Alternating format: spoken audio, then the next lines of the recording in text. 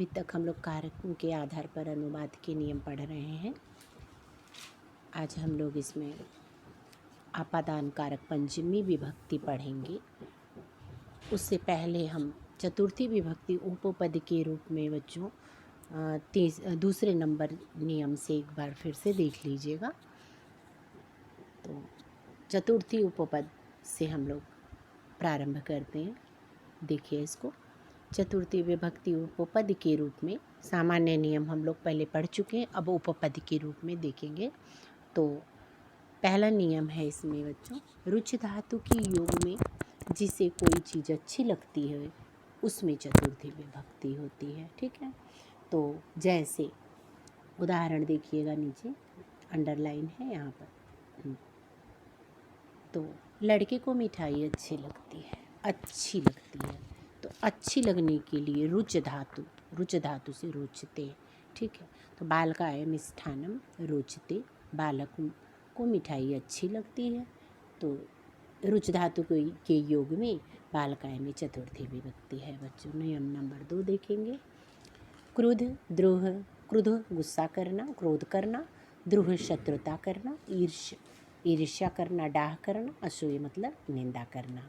ठीक है, तो इन धातुओं को, ये जो धातुएं हैं, इनकी समानार्थक धातुओं के योग में जिस पर क्रोध किया जाता है उसमें चतुर्थी विभक्ति होती है।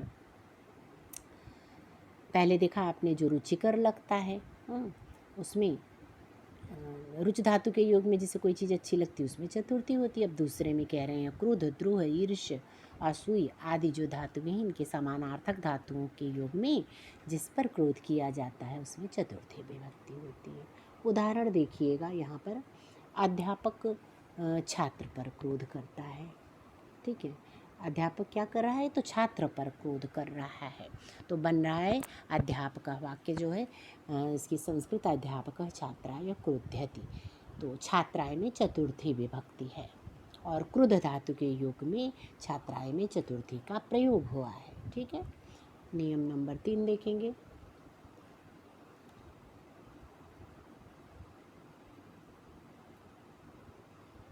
नियम नंबर 3 देखिए।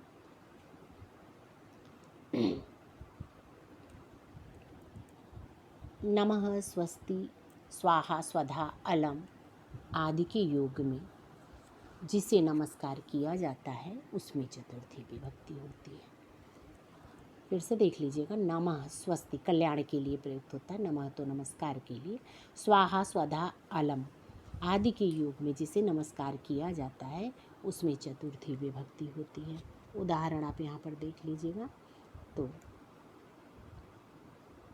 जैसे राम को नमस्कार है, गणेश जी को नमस्कार है। यहाँ पर उदाहरण राम को नमस्कार लिखा है, तो राम में चतुर्थी विभक्ति का प्रयोग होगा, रामाय। तो रामाय नमः, राम को नमस्कार। इसी प्रकार गणेशाय नमः, तो गणेश में चतुर्थी विभक्ति का प्रयोग है। ठीक है, तो नीचे देखेंगे विशेष, उपपद में विशेष, तो कह रहे हैं इसमें बच्चों नमः की, जब नमः के साथ क्रि धातु का प्रयोग होता है तब यहाँ पर जो है द्वितीया विभक्ति का प्रयोग होता है। इसमें नहीं लिखा है बच्चों, लेकिन होता है, इसको ध्यान रखिएगा, हम जो बता रहे हैं उसको ध्यान रखिएगा। जब नमः के साथ क्रि धातु का प्रयोग होता है तब द्वितीया विभक्ति होती है। देवम नमस्करोमि, देव को नमस्कार, तो नमस्करोमि, तो क्रि धातु का प्रयोग है ना, तो देवम में द्वितीया विभक्ति है, क्योंकि अलग करेंगे तो नमः धन करोति, नमस्करोति, तो इसमें भले ही नमः के योग में चतुर्थी उपपद विभक्ति का नियम रहता है बच्चों, लेकिन नमस्करोति क्रिया में द्वितीया कारक विभक्ति का प्रयोग है। ठीक है, आगे देखेंगे।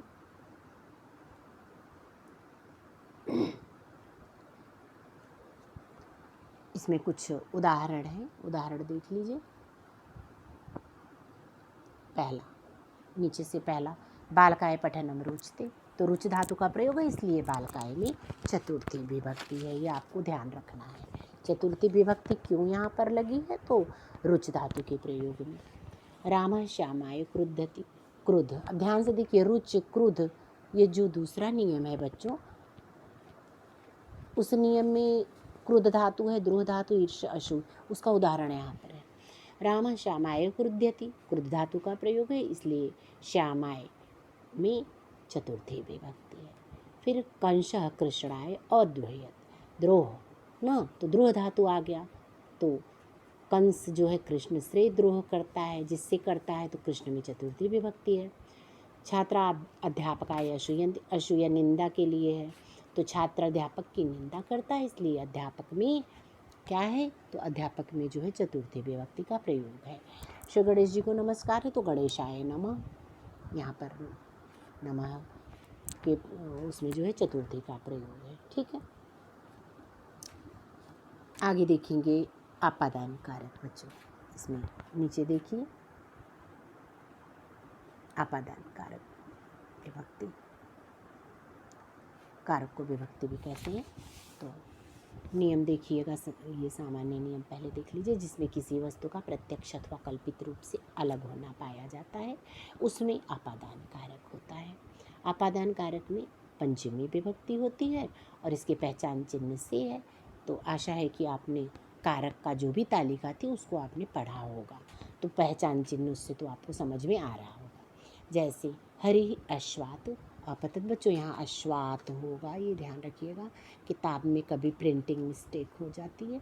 अश्वात, हरि अश्वात होता था, हरि जो है घोड़े से गिर पड़ा, घोड़े से गिरा हम, तो इस वाक्य में घोड़े से हरि अलग हो गया, तो अश्व में पंचमी विभक्ति है। पंचमी, इसमें जो है पंचमी, अश्वात पंचमी विभक्ति का प्रयोग हुआ है। इसी तरह से उदाहरण भी देख लेंगे। मम हस्तात पुस्तकम अपतत, मेरे हाथ से पुस्तक गिरी, तो हस्तात हाथ से, चिन्ह को भी याद रखना है, से ना, तो हस्तात में पंचमी विभक्ति है बच्चों।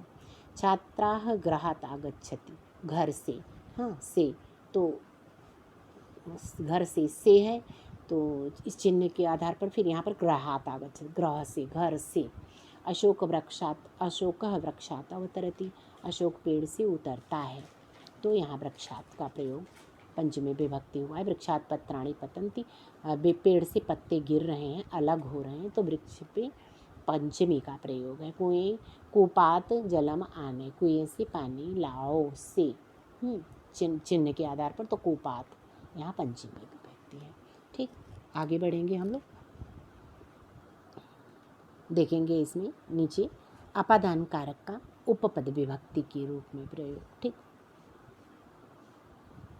देखिए नीचे देखिएगा अपादान कारक उपपद। तो नियम नंबर 1 है, जिससे डरा जाता है या रक्षा की जाती है उसमें पंचमी विभक्ति। अभी तक सामान्य नियम आप चिन्ह के आधार पर पढ़ रहे थे ना बच्चों।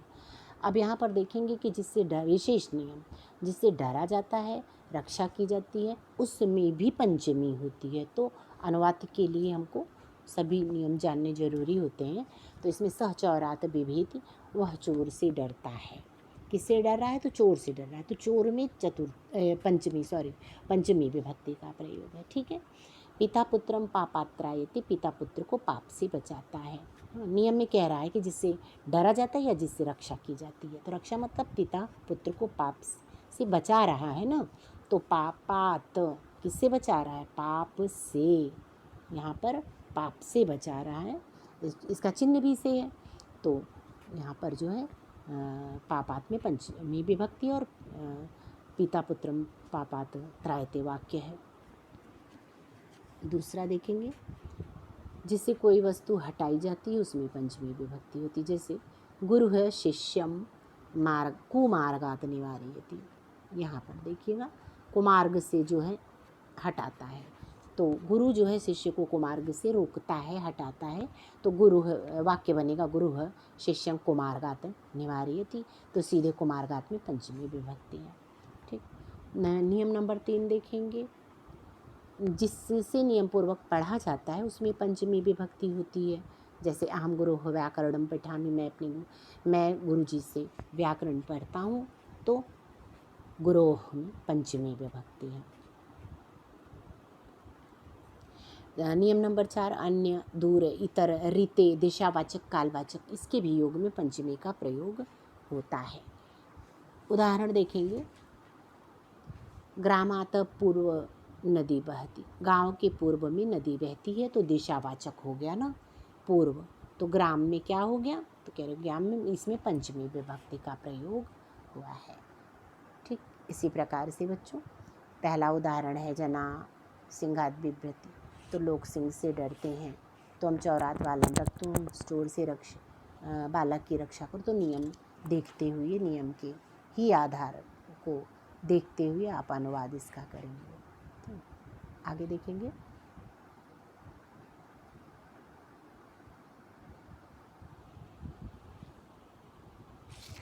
संबंध कारक देखते हैं बच्चों।